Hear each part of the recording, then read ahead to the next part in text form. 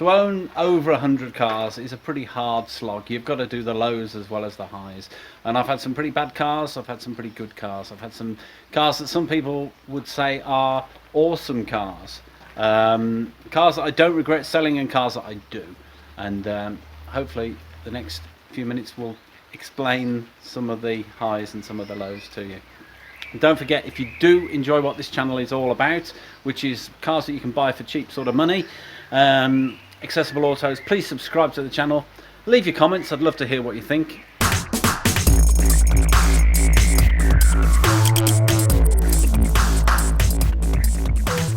100 cars, just over 10 minutes. Funnily enough, first car on the list begins with an A. We're doing it alphabetically. It's my Alfa Romeo GT, currently on the fleet and still one of my favourite cars. And moving swiftly on to Audi. Audi AT, it was a facelift, 1.9 TDI. It had been lowered, exactly the same colour as this, exactly the same wheel. The classic 1990s Audi, it was a 30-valve V6 Quattro A6 estate. This was my very first Audi. It was given to me by my boss because he wanted his number plate off it and he couldn't do an MOT himself, and it was the hardest MOT I've ever done. He'd had his cats living in it for 2 years on the drive, and the car was a bit of a state, but I managed to make it look like that, and he had his number plate back.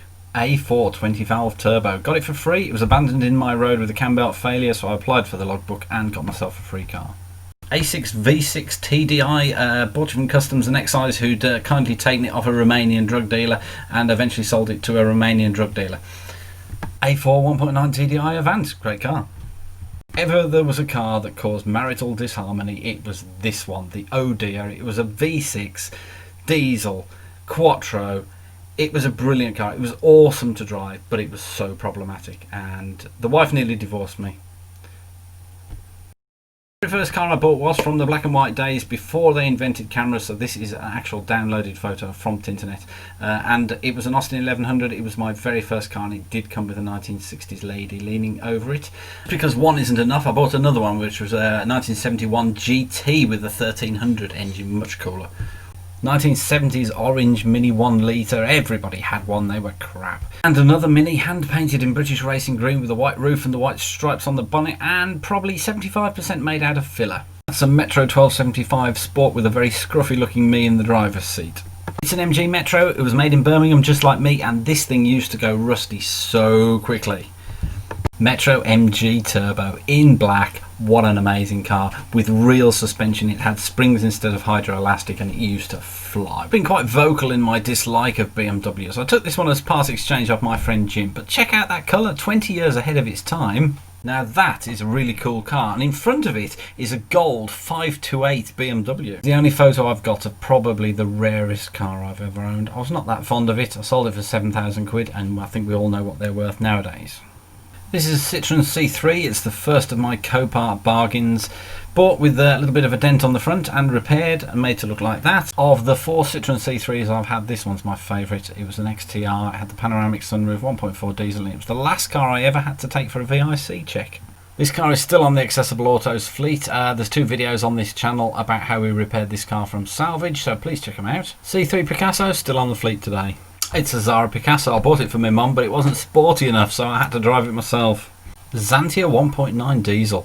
This little C15 van was my daily driver for such a long time. It earned me loads of money and it did me loads of really good miles. The first of my 2 Fiat Uselesses was another salvage repair. You can see the second of my Uselesses behind it. It's a stock photo. I had a blue one and mine did not come with a nice left-hand drive lady. If you say to me red Italian sports car, this is immediately what comes to mind. This one for the ladies, my butt, and Fiat Tipo. I secretly really like the Fiat Stilo. Green Cortina, Escort van, blue Fiesta. Move on, next one please. It's a Lancia Delta, very sadly not an Integrale. I bought this Mazda MX-5 in 2004, sold it to my friend Paul, and he still drives it today, and we are doing a full video on this car very soon. Funnily enough, that very same Paul sold me this rather tatty looking Mercedes Vito. Had my career as a 1970s Cold War spy taken off, this is the car I would have required as a company vehicle. When my son was born, my wife said to me, under no circumstances are you to collect us from the hospital in that terrible Mercedes. But for the first 6 months of his life, he got ferried around in this Japanese import Mitsubishi Pajero. Talking of Mitsubishi, this is one of the cars that I wish I still had today. It was a fantastic drive. V6, Mitsubishi FTO in black. If I had to pick only one of the Japanese manufacturers, it would surprisingly be Nissan. I love this car. It's an Almera GTI with a 2-litre engine. What did I say about highs and lows? Almera Tino, totally a low. Well, it might be old and boxy, but I still like the original generation Nissan X-Trail. This one's from Copart. When I compiled the list of all the cars that I've owned, it actually surprised me how few Peugeots I've owned. There's quite a lot of vans on my list of cars, and this one was my daily driven expert. This black Porsche 944 looks really good on the photos. It wasn't quite as good in reality. I bought it really cheap off eBay. It had the wrong wheels on it. Somebody had put Boxster wheels. I replaced them with the correct ones, sold it on to a guy who told me he was looking for a set of Boxster wheels to put on it. Hang on, I hear you saying. We're already on the letter R, and we've only got about 40 cars, so how can you possibly have owned over 100? Renault is the answer to that question. So that's a beige Renault 4, a red Renault 4, a red Renault 4 F6 van, and this fantastic thing, which was my yellow Renault 4 F6 van. The orange Renault 5 is a really early one. It's a 1972. I restored it myself, and it's one of those sort of cars that I wish I still had today. When I first moved in with the wife, this is the car I bought her, it was 30 quid. This unfortunately is the point where it all starts to get a little bit hazy. Boring 5-door version, TS car, we've got a Burgundy GTL, and then I've really lost count of all the other Renault 5s. Those are only a few of the ones I remember. I do remember all the Renault 5 Gordinis. I had 2 blue ones. This one I kept until as recently as probably 2010. There's my red Gordini, and another one which I bought many years later from the guy who's featured in that photo. You see, I love this photo for its complete ridiculousness, because who in their right mind owns 3 Renault 5 Gordinis at the same time? Silver turbo, black turbo, and my normally aspirated red one. This one is a stock photo, but I have got a silver Renault 5 Gordini which is locked away in a barn, and I haven't seen it for several years. It's going to be a project on this channel. And a white Le Car turbo, which means that I reckon I've owned 15 Renault 5s. Well, I couldn't just mention it in passing. It's my 1981 Renault 5 Gordini. I had it for 26 years before I sold it. Been through a lot with this car. And it's going to be subject of a future video for the channel. There's far too much stuff I need to discuss about it, so we're going to do a full video all about it. I only ever owned one Super Sank Renault 5, and it was a GT turbo, of course. Renault 11 rare 2-door coupe that wasn't a turbo. This Renault 15 cost me 30 quid, but it took me forever to renovate it, and it still probably wasn't that good when it was finished. And then somebody offered me another one, so I bought another one almost exactly the same as the first one. This is one that I really regret selling. It's a Renault 17 TS. It was one of the better models, and I was running out of space at one stage and I just had to let it go. This blue Renault 16 came my way for about 30 quid, and a little bit of work later and it was up on the road and running and became a great car. I had a white Renault 16 as well, but I can't find the picture of that one. The guy who bought my Renault 25 V6 only wanted it to take the engine out to put into his GTA. A nice little Megane coupe. I sold it to a guy in South Wales and actually drove it down there for him as well. I bought this Megane Scenic for my friend Sam, who had loved the previous car I got for him, but unfortunately he didn't like this one. He only kept it about a week. This very young looking chap is leaning out of the door of the second of 3 of the original Renault Trafics. This one was the third one. It was a facelift one. It wasn't as good. 20 years after the original 3 Trafic vans, I bought this Trafic at 2005, and I think we might end up doing a video about this as well.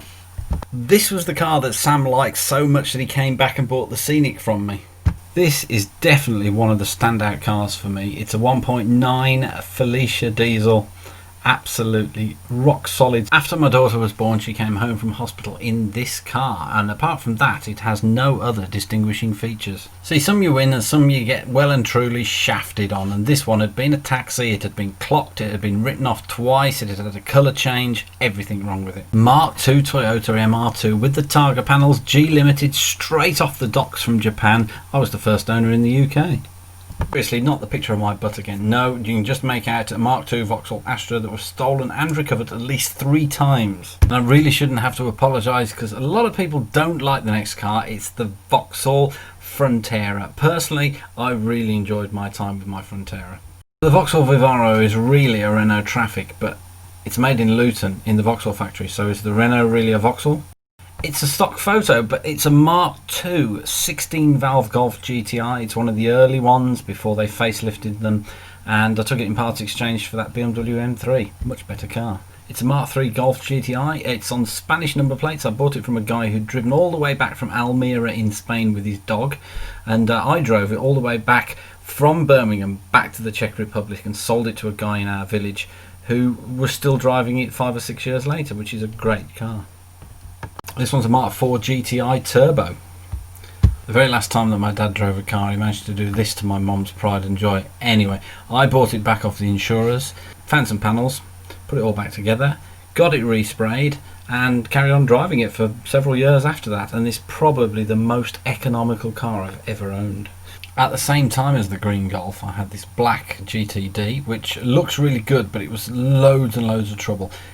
About 30 years ago, my friend Simon and I bought a Volkswagen Jetta from the auctions in order to turn a quick profit, and he still reminds me to this day that I locked him in the boot to see whether the light was going out. And an auction bargain that I absolutely regret selling was a Scirocco Scala.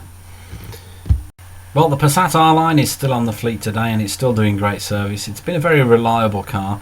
There is a video about our epic family road trip down to the Croatian coast on the channel, so you can have a look at that. My lasting memory of this Volvo 440 is being caught in a rainstorm while climbing Snowdon, and then having to drive back from Wales wearing my wife's clothes. Sporty and Volvo at the same time, the 480 with the pop-up headlights, and it did have a bit of a lazy eye on the one side. I do love Volvos. This one was bought from the auctions when it was 3 years old, and it had got 200,000 miles on the clock. That's 100 miles a day for every single day of its life. The first S40 went, I wanted another one, and this was the very first car I bought from Copart. It had slight damage on the front end, put a bumper on it, put a wing on it, put a headlight on it, and it was good as new. And I didn't keep it very long because my boss liked it so much he wanted to buy it off me. So when the second black Volvo went, I had to get another one, which was this green one, and it was a Sport Luxe. It was as good as they got. This was the absolute top spec version of this car. Did what I could to get it repaired, and it ended up looking like this. And another Copart damaged Volvo. It took about 3 hours to repair this car, and it was on the road the day I had it delivered. So the very last car on the list is my trusty Volvo XC90. So of all these 100 cars, which one would I choose to be my favourite? I know a lot of you will probably say the BMW M3 or the Porsche. Neither of those would feature in my top 10. I'm going to say my top 10 will include the FTO, the Almera GTI, my Gordini, the Scirocco, the MG Turbo, and the orange Renault 5, the Skoda Felicia. But the one car which is head and shoulders, in my opinion, above all the rest is the green Volvo V40. It was a 13-year-old car, and it was bought from salvage. It was 275 quid, but it did amazing service, and that's what Accessible Autos is all about. Thanks for sticking with me till the end. It took longer than I thought to go through all these cars. Please subscribe to the channel. Let me know in the comments what cars you've enjoyed and which ones you haven't. Check out the other content, please, and we'll see you on the next video. Stay safe.